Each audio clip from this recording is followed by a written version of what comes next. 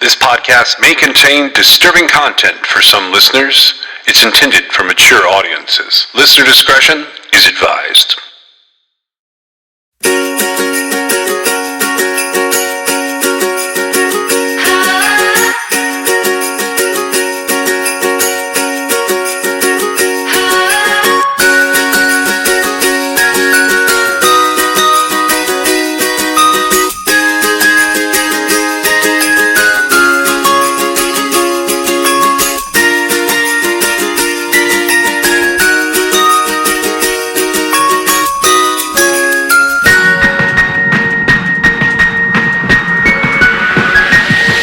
We wish you a Merry Christmas.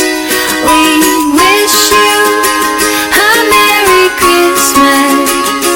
We wish you a Merry Christmas and a Happy New Year. We wish you a Merry Christmas and a Happy New Year.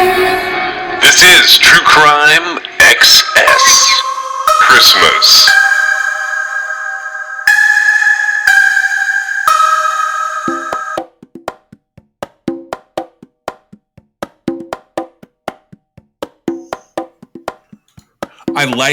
I like doing the cases about fugitives, and I remember Shantae Henderson. Do you remember her? Do you remember that case? I don't think so. It doesn't pop to mind. Okay, so this she had like a couple of aliases. She went by Rashida Smith and Rashida Washington. The way her story goes down is she grew up in Kansas City, Missouri, and she actually grew up in Charlie Parker Square, which is like a housing project there. She became a suspect in a lot of murders really quick, and she kind of looks mean, like even in the pictures that were like non mugshots. She looked kind of mean, but where she was running around with guns, basically. On September 2nd of 2006, she shot and killed a man named DeAndre Parker at a gas station in Kansas City. Her claim was that Parker was trying to run her over with his truck. And a judge, like in a bench trial, kicks the murder charges, but found her guilty of voluntary manslaughter and armed criminal action. That was really strange to me that, like, he kicks the murder charge, but still finds her like guilty of manslaughter, and then also says that like she wasn't supposed to be using the gun the way that she was. So the Kansas City Police Department, they have Henderson on their radar for years as a leader of what was known as the 12th Street Gang. The gangs there, according to the police, are sort of marked out by the streets. So they were affiliated with different gangs that ran the territories between 24th Street and 27th Street, and then this other section at 51st and 57th Street. They called them the 512s, and I've heard it said 5 Ace Deuce. Now, even though they claim that, she at trial says she and her lawyers say that she has nothing to do with it.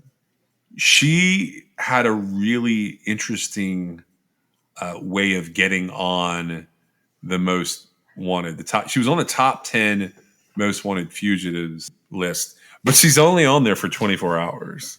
So she was wanted for murder. She was actually apprehended on March 31st, 2007, and she literally got on the list after midnight on March 31st, 2007. They had put a reward out there for $100,000 for information leading to her arrest. Then this is where she ends up having a bench trial, and the judge gave her essentially parole from the bench trial with time served and a 10-year suspended sentence.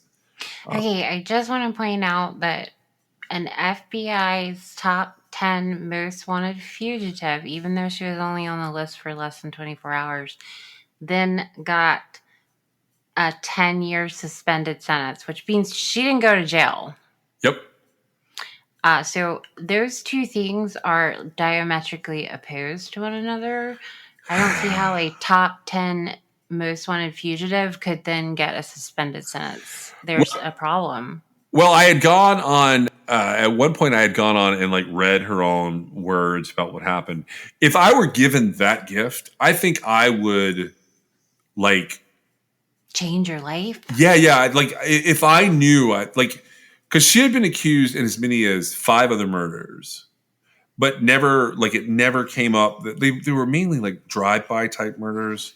There were a number of shootings and assaults, but no other charges have ever been filed related to what the Kansas City police say she's done. But here's what was crazy. So she basically she gets on the stand at her trial. She claims self-defense. She tells a really compelling story. Now, the judge lets her off with this gift. And 5 months later, while she's out on parole, she's pulled over and she is caught with narcotics and an illegal firearm, which she then ends up tacking on to her sentence. So what they do with her is in May 2012, so 5 years later, she gets sentenced to serve that 10 years for the manslaughter conviction. She's finally violated, even though she had been, with probation and parole.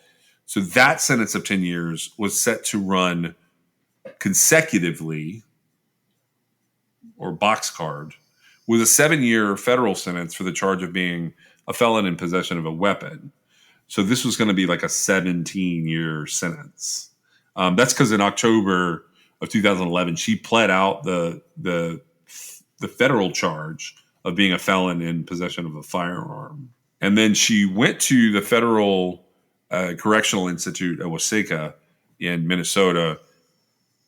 I think she's actually already out. I think she is now like no longer an inmate. So that's the part.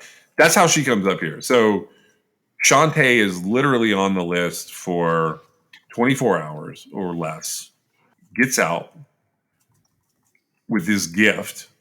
And this is the top 10 most wanted fugitive by the FBI. But she is officially released, even though she's got like this long sentence. She's officially released on March the 17th of 2017. She still had some of her other sentence to run, but she's not in prison anymore. Well, I think that it says something that she had a fugitive warrant for murder, and she got which, I mean, it's not nothing to be on parole for 10 years, right? That's what because basically the sentence was suspended. That means you don't go to jail. You just have the possibility of going to jail if you mess up again. Yeah. Then she gets pulled over, gets caught with a firearm and drugs, and she gets time for it. I mean, she didn't get time for murder, but she got time for the gun and the drugs. Right. It doesn't make sense. Well, and I've read through the court records on here. I'm always curious when I see, this kind of, I would call it a discrepancy. Like, that's the nicest way I can think of to describe this. Like, it's a discrepancy. Because in court, DeAndre Parker's girlfriend, who was there at the time of his shooting, said that Shantae walked up to him unprovoked and just shot him. But that's not the story she told when she got on the stand. And I did, I went through, I was actually trying to figure out if she had done something since then, but she's pretty like off the radar.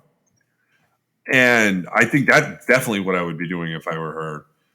At this point in time, I would be way off the radar because she shows up in these, because of the appearance on the most wanted list, she shows up in like these little most evil, I don't know what you would call them. They're almost listicles, but they're television documentaries. The most evil gangster women and things like that. I don't I don't necessarily think that's accurate, but I know what you're talking about. I'm just in awe. I'm in awe of that whole situation. I do think it's because she had a bench trial, not a jury trial. Right. I think, she must have had a sympathetic judge. She must have really, done some convincing. Obviously, all that unraveled, right? She Yeah. ended up not, because once you violate your parole, you have to serve your suspended sentence, which you were talking about. Plus, she got 7 more years. So, she was set to be in prison for even longer, but I'm sure because of, good behavior, overcrowding, whatever the reason is, she got out like 10 years before her set date to get out would be, right? Yeah, I think she might still be serving some of the manslaughter time.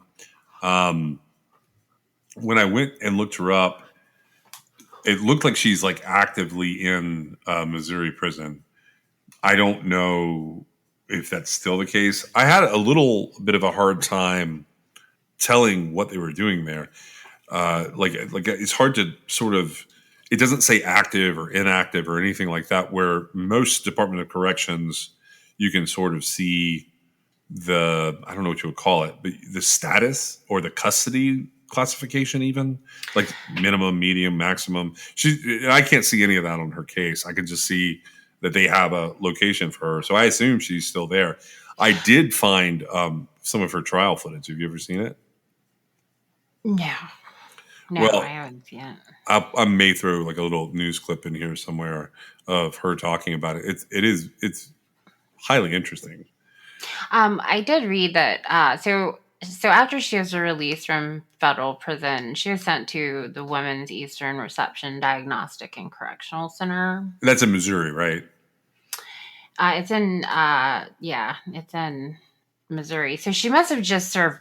So okay, the She, FBI's warrant is what she got out on. yeah, so she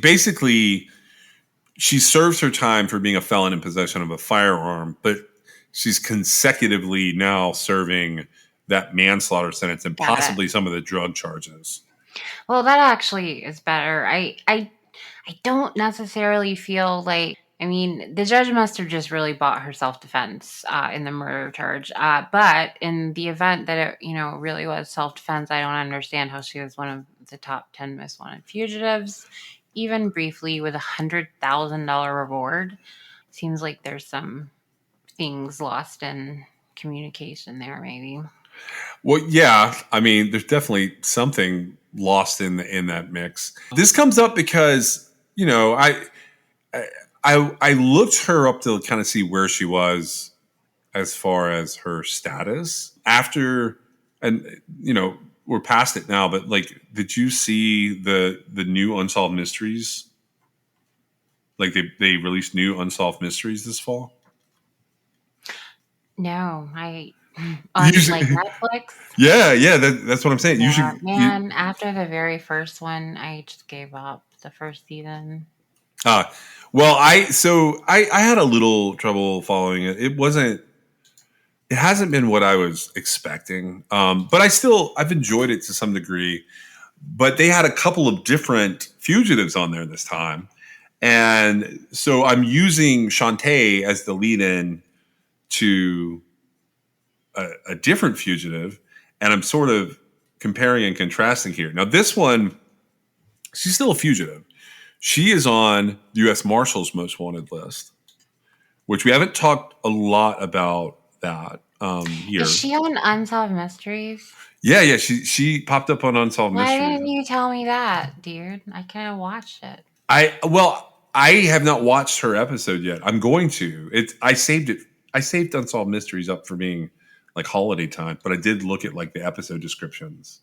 And this one is on there, so I was like, oh well, we'll take a look at her. And I don't have like a way to explain the discrepancies here. Now, uh, this is for murder. This is a woman named Tamara Renee Williams. Now, if you go to Crime Stoppers of Michigan, which I think is still at 1-800-SPEAKUP.org, you can go on and you can read like very little about her.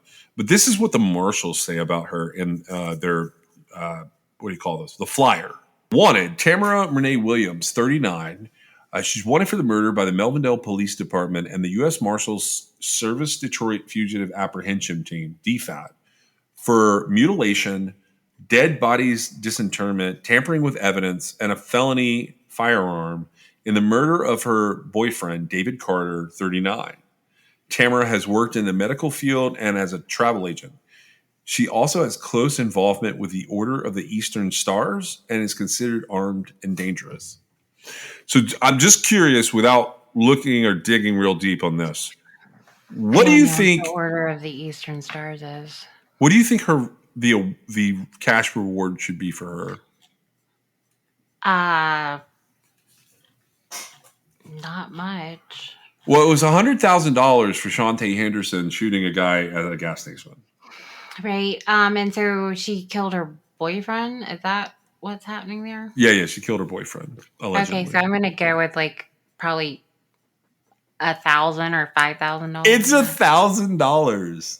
Yeah, so that's probably put up by like the family or something. Well, so David D. Carter Sr. of Melvindale, he was found dead on October 1st of 2019. His body, parts of his body, had been stuffed into a sleeping bag, and it was spotted by the Ohio State Highway Patrol along I-75. 39-year-old Carter had been missing since September 30th, 2018, when he didn't show up for work. Okay, so I'm telling you what I just heard on this.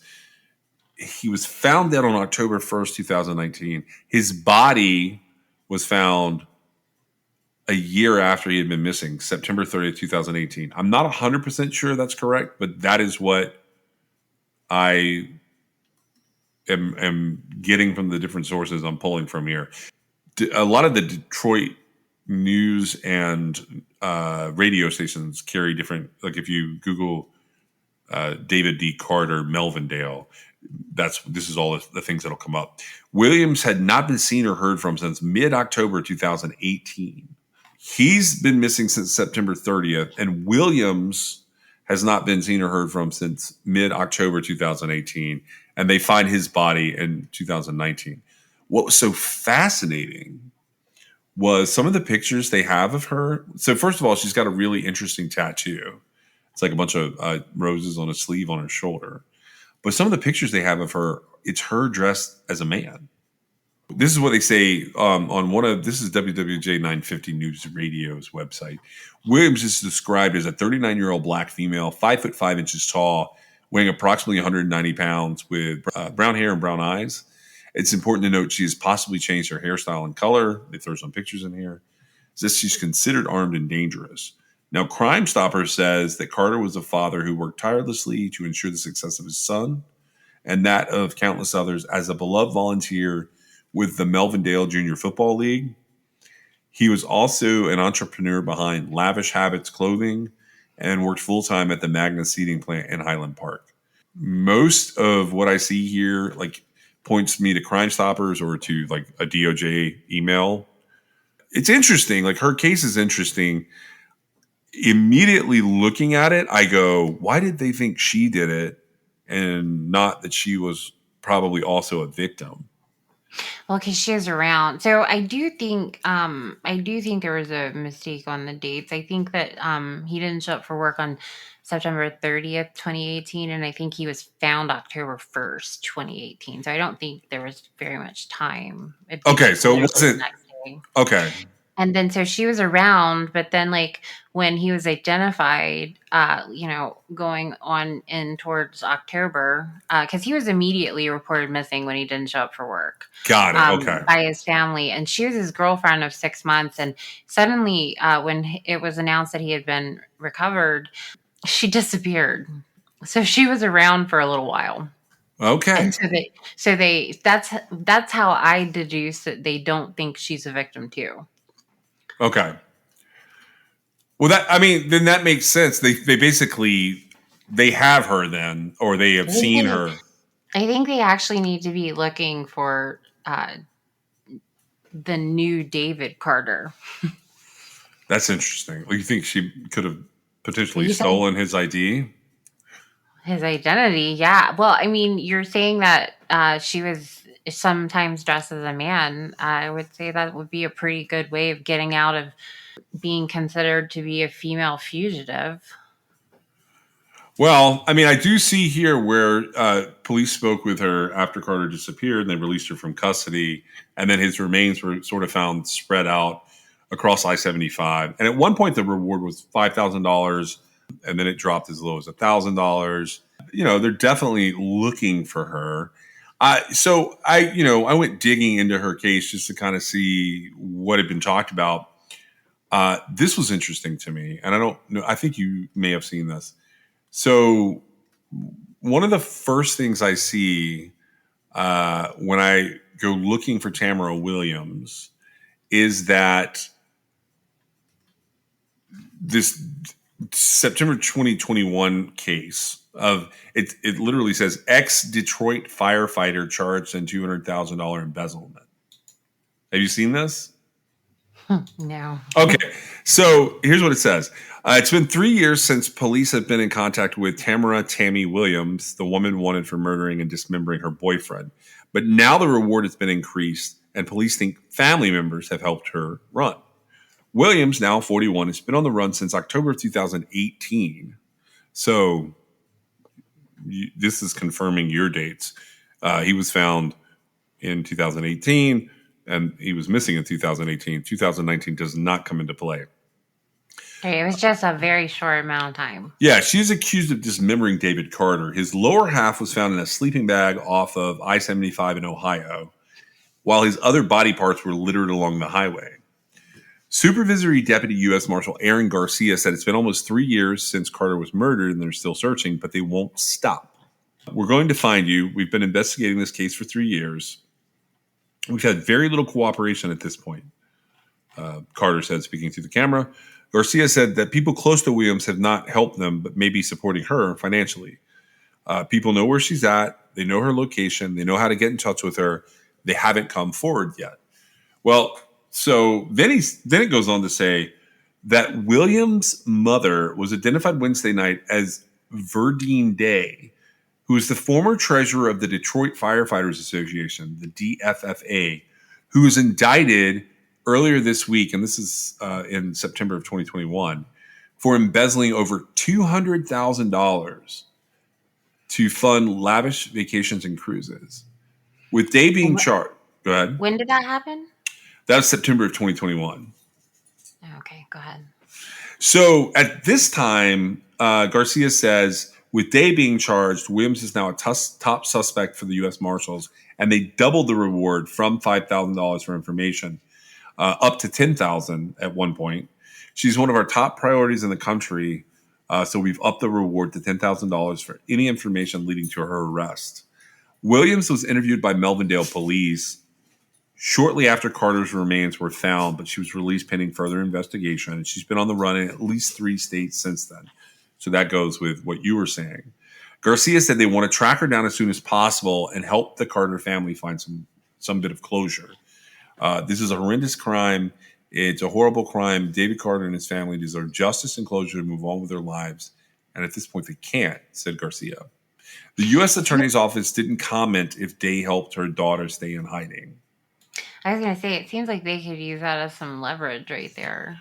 Well, I mean, yeah, that to me is sort of the ultimate way to deal with it all. Now that all happens really quickly, and that's the thread I was able to chase in this case, because you and I look at these and we're like, well, all right, well, what can we do? I can't find Tamara Williams. I've looked for what would have happened there. My conclusion is basically what these guys are saying. The family was helping her. I think it should be explored to see if there's a new David Carter. That's interesting that you say it that way. I mean, I definitely think I hope that they're already on to that. You know what I mean? Well, they should be, but I don't know. I didn't see where she was looking like a guy, right? I only saw one picture that looked that way, and it was in an obscure source, but it was a good source. Well, I mean, it's not a bad plan for a fugitive. I don't think so. I do think the reward is. I think it was raised because she probably has quite a bit of that embezzled money, and they want it back, right? That's what I'm That's thinking. because her mom is like in trouble for a financial crime. I do think they should use, a reduced punishment as leverage to get her location. But since that's like a whole year out, I don't know that that's going to happen.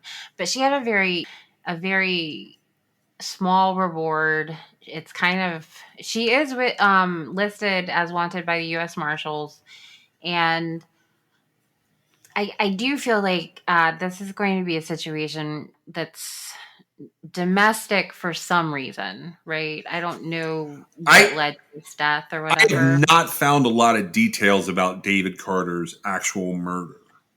He was at least cut in half, though.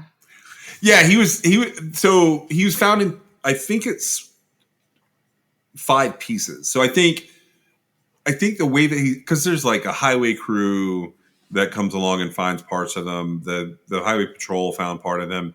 He's found like he's being discarded, and I assume that the cause of death made it clearly a homicide. Well, what was the cause of death?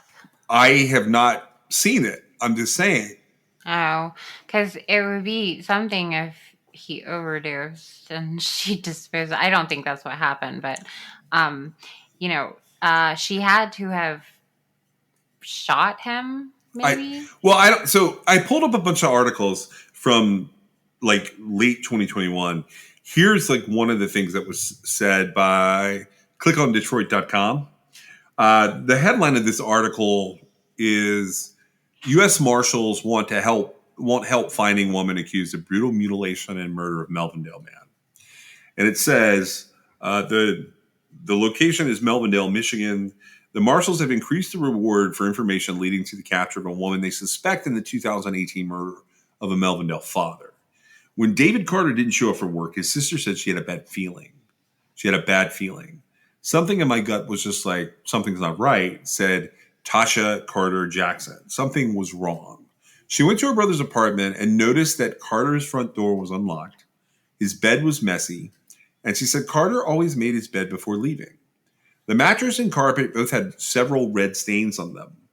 I said, "What's this red stain? What's that?" I never put the covers back. I didn't touch anything, Carter Jackson said. At that point, my dad said, "Don't touch anything." Carter's family reported him as missing shortly after his remains were found spread out across I-75 in Ohio. The last person to see Carter was his girlfriend of 6 months, Tamara Williams. Melvindale police spoke with Williams after Carter disappeared, and they released her from custody. Officials said that's when she was released, she went on the run. She is believed to have then traveled to New York. The last official sighting of her was in New York in 2018, but there's been a nationwide manhunt for her ever since. She changes her looks a lot. We know she might have a wig, and she fluctuates her hair, the color, the styles. As far as identification, it has been pretty hard, said Deputy U.S. Marshal Aaron Garcia. They believe that Williams is dangerous. Carter's family, including his 19-year-old son, is still grieving. It's been a nightmare for our family. We still haven't processed it, Carter Jackson said. We were never able to see my brother in the casket. We were never able to touch him or anything like that. We just literally have absolutely nothing. And then, when I went on the Marshals page that linked from that 2021 article, it did not take me to Tamara Williams' page. So just throwing that out there. And at first, What does that mean? like when I click on the link, like she's not on the Marshals page anymore. So I thought maybe she had been found. When did Unsolved Mysteries come out? That's fall of 2022. I wonder if they just took it down because she has been caught. Well, I mean, I guess she could have. There's a flyer still out indicating she's still wanted. Like I can go to that page, but I have to go to the U.S. Broken link. Yeah, I have to go to the U.S. Marshals page and I have to hunt around. I That'd haven't. be awesome if they found her, though. Yeah, so she's featured. At some point she was featured on that John Walsh show, In Pursuit, and she's been featured on. I think on the new America's Most Wanted, she might have been featured. She's definitely on the Unsolved Mystery shows that came out on Netflix this fall. Here's like where things get crazy for me. All right, so this woman is missing for allegedly dismembering her boyfriend. Mm-hmm. So her mom gets in trouble in 2021. So if you follow this along, DetroitNews.com had a Robert Snell story from December of 2021. That's 3 months after her mom is arrested. This story says a Detroit Fire Department union official accused of embezzling more than $220,000 and spending the money on international cruises, flights, furniture, and other luxuries pleaded guilty to bank fraud Thursday in federal court. The plea from retired Detroit Firefighters Association treasurer Vernine Day, who was 62, of East Point, in front of U.S. District Judge George Karam C., came 2 months after she was charged with the 30-year felony and accused of orchestrating a years-long crime spree. Day was charged amid a broader crackdown on public corruption in Detroit that has embroiled multiple police personnel and almost half of the elected city council. So Day is scheduled to be sentenced on March 24th. Of course, that's 2021, so that's where I'm going next. But they say she was just secretly helping herself to the union money. The alleged fraud involving Day dates to approximately early 2015 and lasted until she retired in September of 2019. It was discovered the next year in 2020 when the union hired an outside firm to analyze the association's finances. That audit led to a federal investigation that concluded that Day had been issuing checks to herself in her name, and she had been changing the purpose of the expense in an attempt to hide the fraud. This is according to an FBI affidavit unsealed in December of 2021. So she also allegedly wrote checks made payable to cash. The failed cover-up, according to the affidavit, included claiming that the union had been donating money to area charities, including the Detroit branch of the NAACP, the Detroit Children's Hospital, and the Special Olympics. During her 4-year tenure, Day obtained approximately $167,900 and spent the money while circling the globe. So she spent $25,821 on cruises and almost $3,000 on airfare to Las Vegas, Atlanta, and Fort Myers, Florida. She also additionally made $52,144 in unauthorized purchases using union credit cards and spent money renting hotels in Tijuana, Mexico, the Bronx, Hollywood, Florida, and in Amsterdam. And then for some reason, they single out this one Bubba Gump Shrimp Company restaurant purchase for $106 in Cozumel. So, all right, so that's a piece of this. Do you think that had anything to do with her daughter running? Well, now that you've said all that, no, she was like up to her ears in it by the time her daughter committed this murder and left. Dude, she ends up taking down city council people in the middle of all this. Well, of course. I mean, that, misery loves company. I look at stuff like this. There's got to be a lot of people not paying attention for this to occur. I just want to be real upfront about that. I know everybody's not great with numbers. I'm certainly not great with math numbers, but somebody should have noticed, especially well, I don't know what their budget is actually, but when you work, what was it again? The Fireman's Fund? This is the Firemen's Association. Like it's part of the Detroit Firemen's Union. Okay, and so I don't know. Is that a not-for-profit? It's like a support association, yes, a not-for-profit for the it's essentially part of the union. but it's a support association for the Detroit Firefighters Union.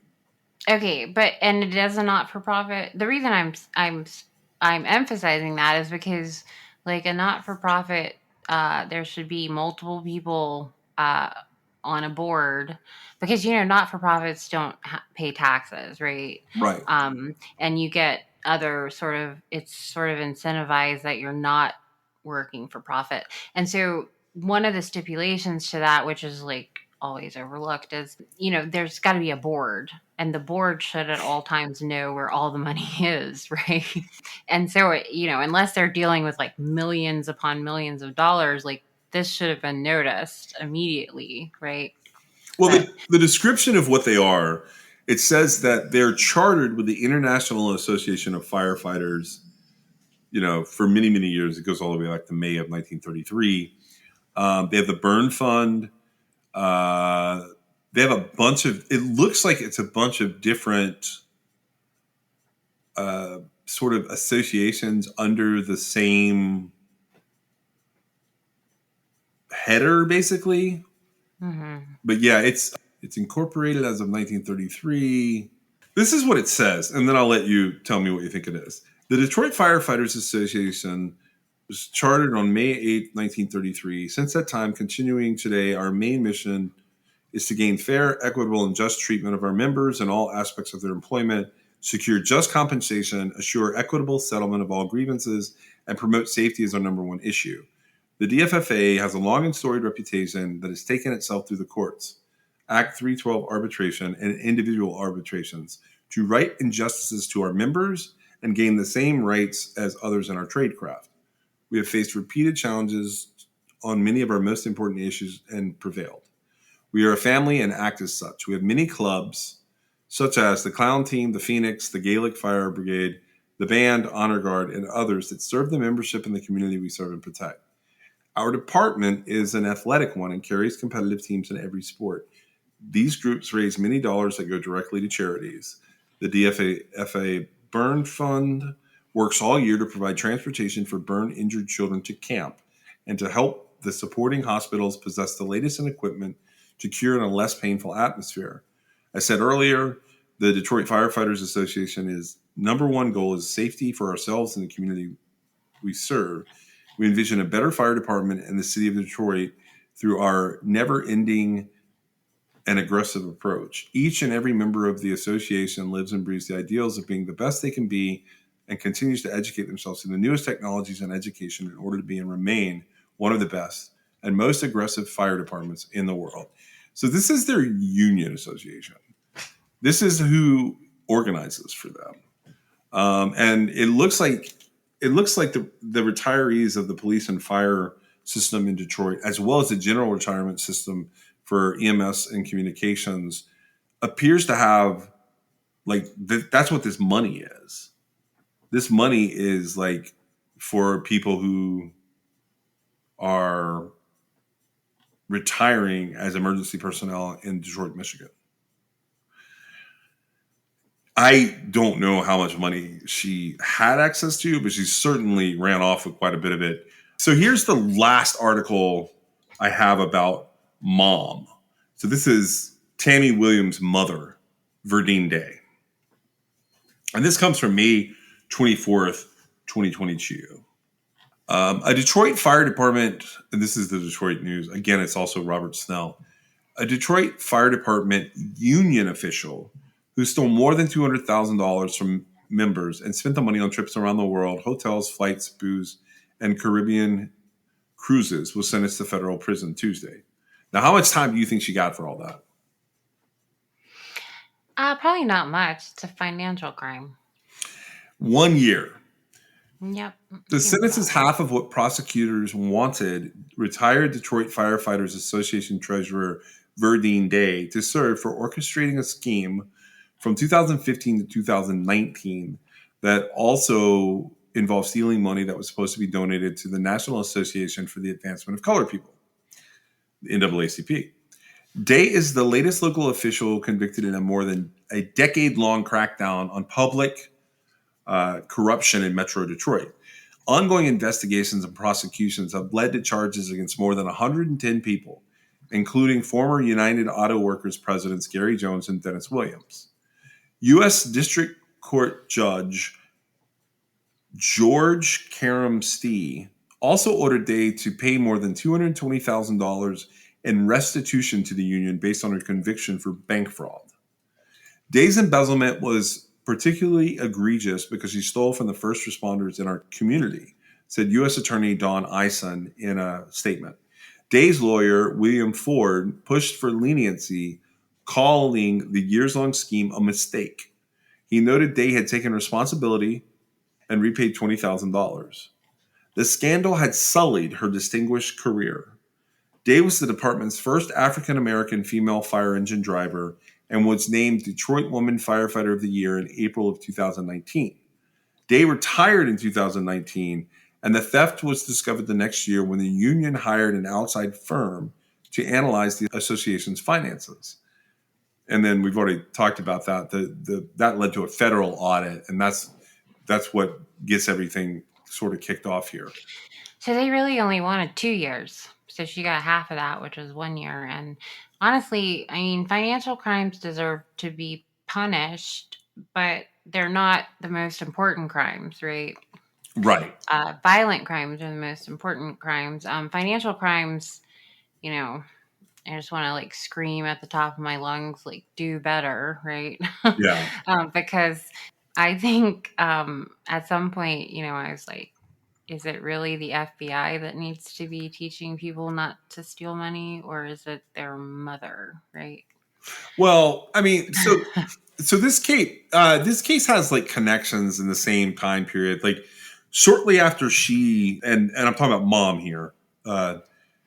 Shortly after firefighter Day ends up being arrested, there's another city councilman named Andre Spivey. So he pleads out to a charge of bribery. So the article that pops up in the Detroit News basically said that Andre Spivey he's expected to resign from office after pleading guilty to bribery. Now his setup pops up for the Department of Justice. He actually took a weird amount as far as the bribe goes. This is what they said, and this is from January 19th. It's a DOJ.gov press release. It says Detroit City Councilman Andre Spivey, 48, was sentenced to 24 months in prison for conspiring with a member of his staff to commit bribery by accepting $35,000 in bribe payments in connection with the city council's oversight of towing companies in Detroit. According to court records, while serving as an elected member of the Detroit City Council, Andre Spivey accepted $35,900 from an undercover federal law enforcement officer and a confidential source of information for the FBI. On 8 separate occasions between February 2018 and February 2020, Spivey or a member of his staff identified as public official A accepted bribe payments amounting to thousands of dollars from the undercover agent or the source.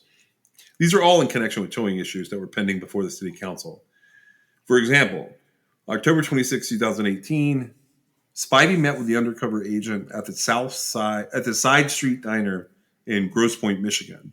During that meeting, Spivey accepted $1,000 in cash from the agent and another $1,000 in cash from the source.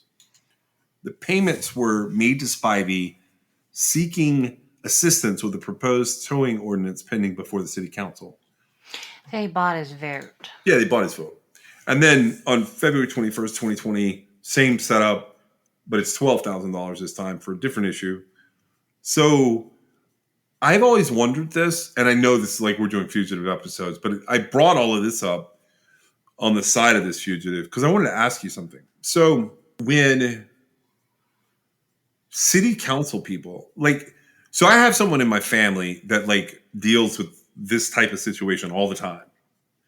And they're very, each year, they do continuing education about this. But one of the things that always comes up in the continuing education is ethics, specifically that you can't do any of these things. Even on a small level, you can't do. This is a pretty big level for it to be a $40,000 set of bribes. I've always wondered, like, if they do that and they pass these ordinances or policies, depending on where you're at in the jurisdiction, do you think they reverse it after a conviction like this? No, They don't. They don't I even know look they at don't. it. And nothing really happens. Well, because that's part of the thing is like he had a vote to be bought, right? The thing is you want somebody that has a vote to not sell it. So The weird. vote isn't undermined because he was paid for it. I mean, it is, but it's not really because he still casts his vote. Now, it's corruption, right? Yeah. Obviously. And it's impossible to have people in place that, aren't going to be open to corruption. I think that a lot of times it's the unopinionated. It's people that don't have opinions on issues that are willing to be bought. Yeah. Like he may not have realized what he was getting himself into and the schmoozing involved in, he may not have I that would be very unbelievable, but I could see it being the very first defense is like, I didn't know I couldn't do that, right? I would say that, well, duh, you can't Yeah. do that. But then you turn around and bigger political roles, they do that, right? Yeah. They are lobbied constantly by lobbyists that it is like their job to sway the vote, right? Yeah. And that's wrong, but it happens and it's not illegal. I mean, some things are, but the lobbying isn't illegal in and of itself. So, yeah. So your question was, do I think they undo it? No, because the vote is still the vote, regardless. Yeah. So, okay. Just back to. Go ahead. I wanted to say, so I finally found something, and it does appear that the the Detroit Firefighter Association 344, it does appear that it's a 501c5, which I don't actually know what a C5 is, but so it is some sort of not for profit. And I finally found that and I wanted to say that. And so there should have been people on that as far as the money that she was taking, Yeah. Berdine Day was taking, and that was to Tammy Williams' mom. And I also found where David Carter from, let's see, I don't know where it was, but he died from a single gunshot wound to the head. Yeah. I had pulled that up as well. I realized I don't know if you've ever done this, but I accidentally opened a new window instead of a new tab when I was setting up everything I wanted to pull from. So the window was hidden behind everything. Yeah, I hear you. A 501c5, by the way, that's a labor organization. So it's a union affiliate or a unionized. And so it operates as a not for profit and it has to have a board and directors and officers and like all those people, like it's not just honorary. Like you're actually supposed to be reviewing what's happening Correct. and It's like it's a all pretty the serious job, actually. well, it is, and it's not actually that hard. You just have to be paying attention, but like every single person on the board should have known. Like for one thing, you're supposed to get minutes and report and financial reports, like however often you're required to have your meeting. And everybody there should have known, like, well, we didn't decide to give money to the NAACP, right? Yeah. Because it has to be voted on. No unilateral decisions can be made. And so it's shocking to me that she was able to get away with it for that long. And to me, all it says is like these people aren't paying attention. And I'm not faulting them for it. I'm just saying, like, if you're going to be in one of those positions, like, it's everybody, you have to be diligent, right? Yeah. And actually speak up and say something. And I'm just so confused when that happens, but at the same time, having sort of worked in those types of roles, I do realize that that sit on boards often just show up and they're just there, Warm in for a seat. they're warming a seat, they're having some of the refreshments, and they, occasionally will motion to pass something and they say "I," and then they go home, and like they have no clue what's really just happened, right? And that's how people end up in this type of situations, because guarantee you Mrs. Day sat there and realized nobody was paying attention, and the very first thing she took was probably not very much, right? But when she got away with it, I'm sure that fueled it. Yeah. And it did catch up to her, though, right? Eventually, somebody did pay attention, and they were like, "Wait, what?" Yeah. Okay. I found this other thing that I had back here. This sums up like what's going on here. This is from grunge.com. It's actually from October 2022. And it's sort of a recap of everything we were just sort of talking about, but it's what it says. And it backs you up too. Episode 3 of the Netflix series Unsolved Mysteries Volume 3. And there's a link to the trailer. Addresses the 2018 death of 39-year-old father David Carter. That year, David Carter was found.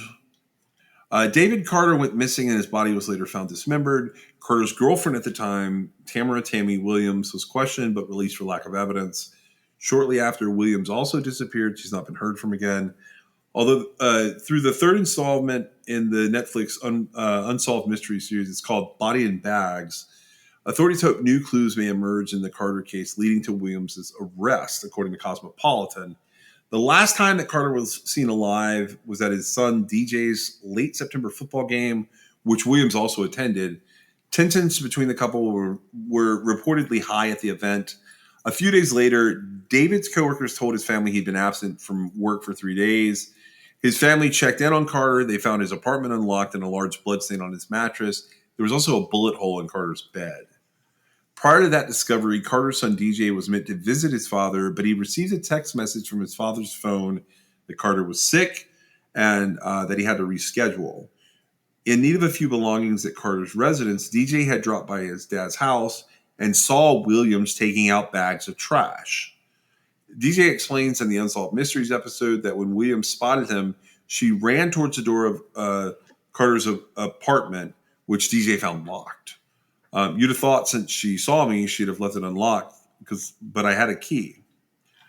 At that time, Williams told DJ his father had gone for a walk, and she claimed that when she was questioned by police, she claimed that she knew nothing about his whereabouts. And then this is when like his body parts start to be found. As Carter's remains were being identified, Williams was brought in for questioning as a person of interest.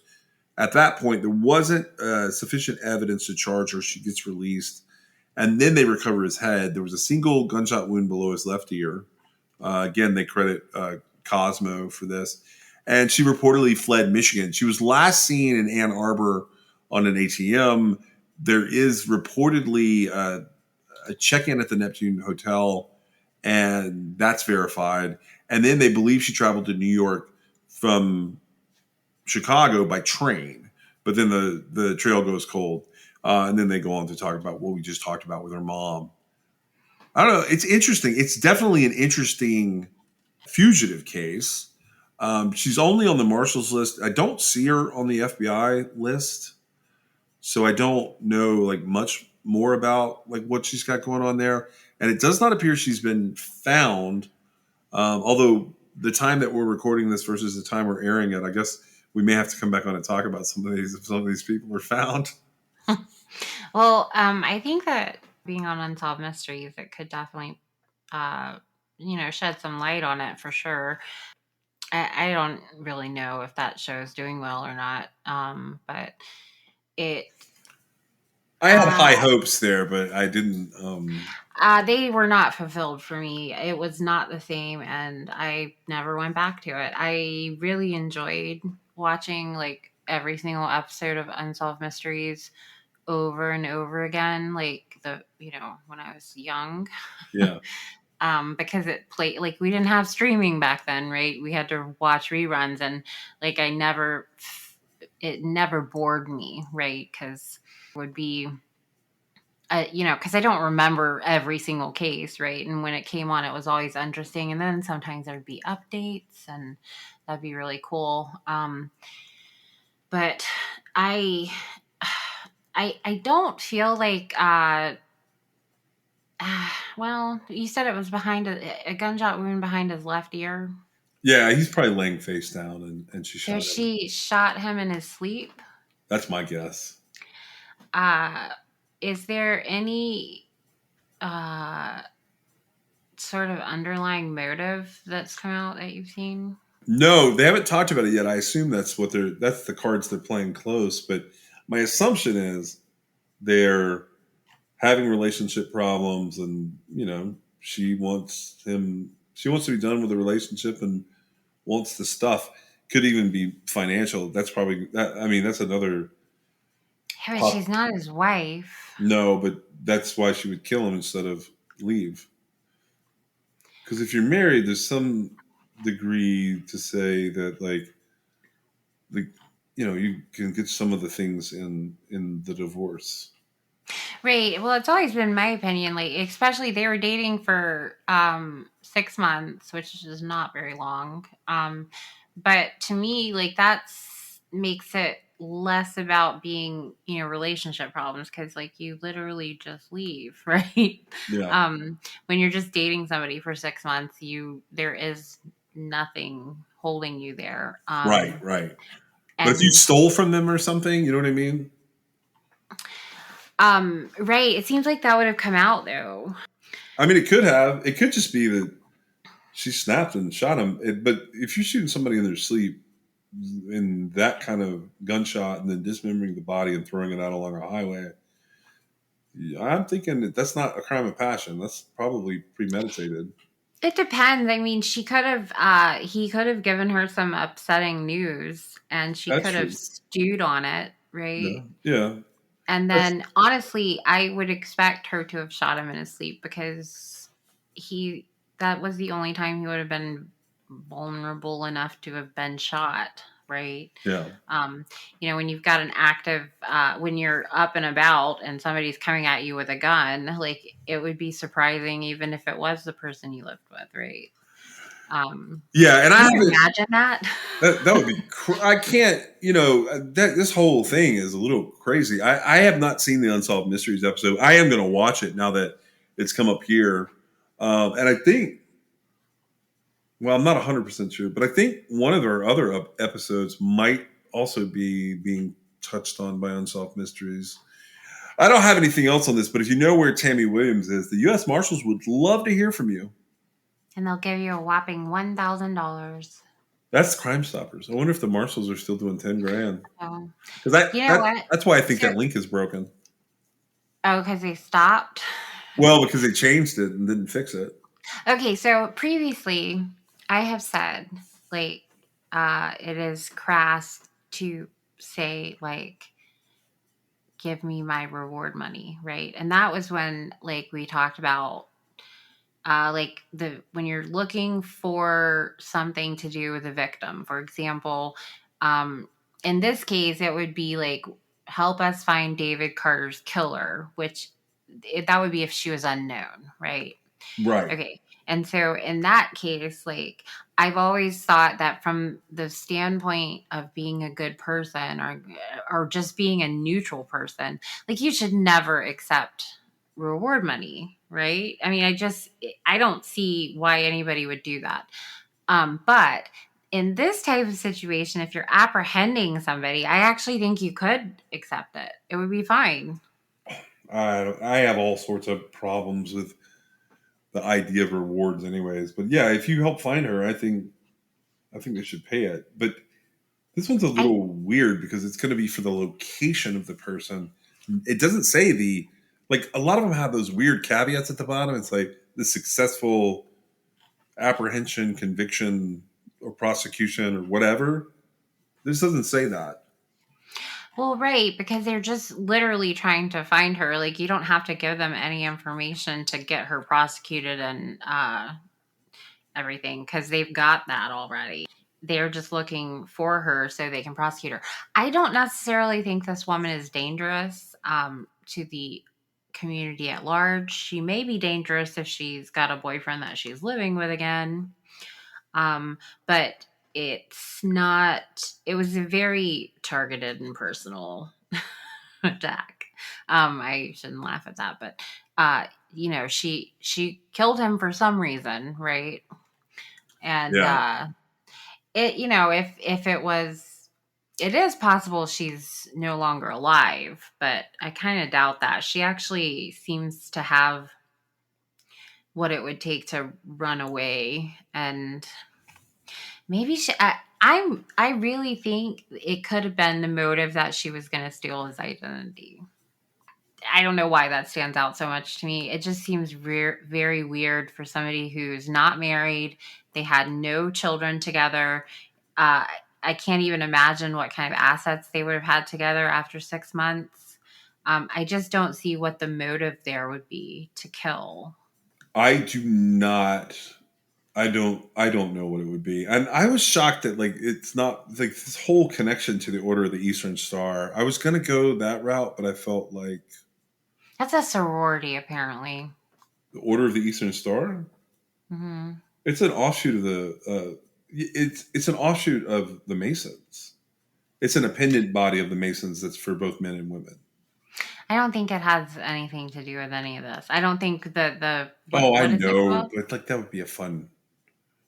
The Order of the Stars or whatever. They're not Or, helping her. the Order of the Eastern Star. There's the Prince Hall Order of the Eastern Star, which is primarily an African American community. I was just going to go down that path, but then I realized we have so many of these fugitive episodes to record that would like I would be that would be terrible, a terrible idea.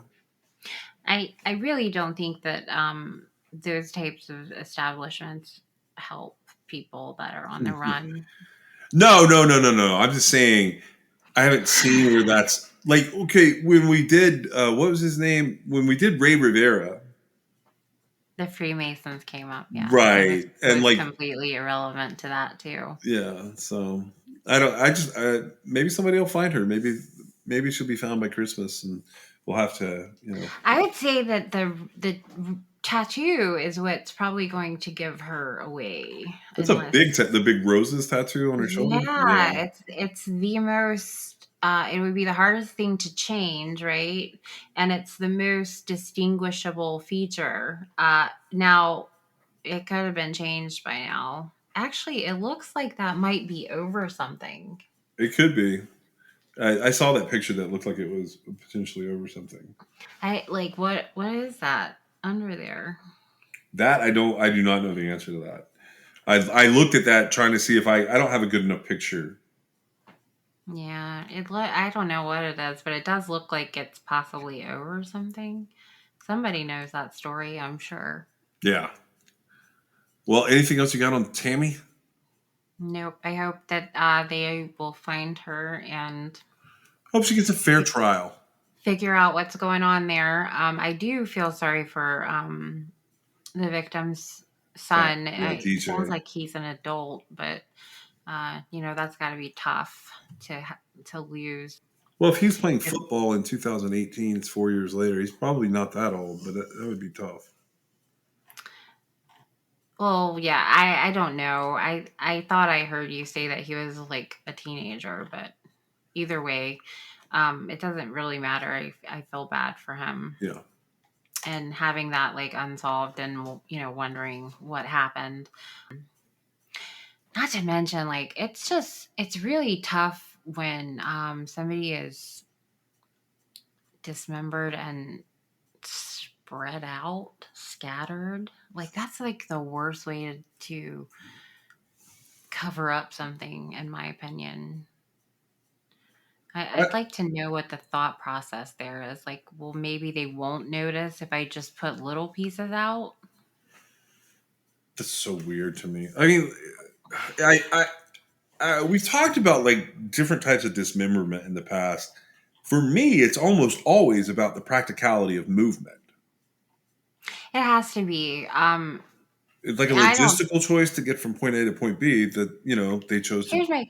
Here's my most prevailing question. They're like, when you're standing there going, well, how am I going to dispose of this body? it seems to me like it might creep into your head like, well, it might just be easier if I just call the police, right? Than, getting out your Sawzall and But then you have to explain. So he was laying there, and I shot him in the back of his head because I was mad. okay, and so like this case is a good example of that. So she doesn't call the police. She didn't refrain from shooting him to begin with. She doesn't call the police. She somehow cuts up his body and then like disposes of it in pieces, right? Yep. They very quickly find it. She doesn't even put it out in the woods. It's on the highway, right? Along the highway, yeah. I assume she was tossing it out as she was driving away. I don't know. But so if you're going to go through that trouble, are you thinking to yourself, well, yeah, I'm getting away with this. Now, it just so happens she is getting away with it, right? Not But she really. didn't know. Is that your point? What's that? She didn't know? Well, because you said if you call the police when you're sitting there, you have to say, look, I shot this guy, right? And so is it just prolonging the inevitable when you're like, oh, let me cut him up and spread him out over the highway because that's going to make it take longer? I mean, they're pretty sure she did it, right? And they've got whatever they need, I assume, and, they're looking for her. So she did get away with it, right? But it's not like she's thought to be innocent. I mean, she's just on the run. Right. I don't know. I feel like that was probably not a well thought out situation. However, she has not been caught yet, so maybe it was. Yeah, so there's that. Thank you for joining us. We are sponsored by LabbratiCreations.com. You can check them out at LabbratiCreations.com, and you can still use the code CRIMEXS for a fun pop pet portrait of your own pet. You can also reach us on Twitter, Instagram at TrueCrimeXS, or you can give us a call if you know anything about any of the cases that we're talking about at 252-365-5593. You can also reach us at Gmail at truecrimexs@gmail.com, and you can check out our website at www.truecrimexs.com. We'll see you next time.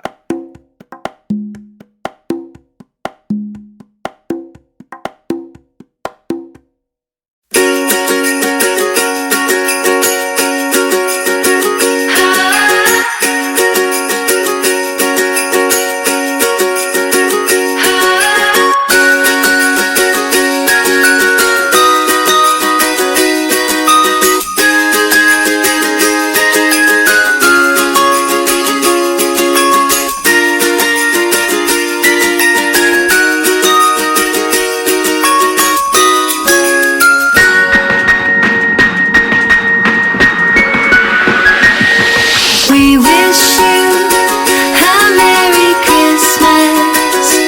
We wish you a Merry Christmas.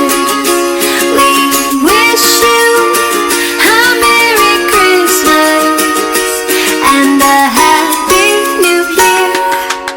We wish you a Merry Christmas and a Happy New Year. This is True Crime XS Christmas.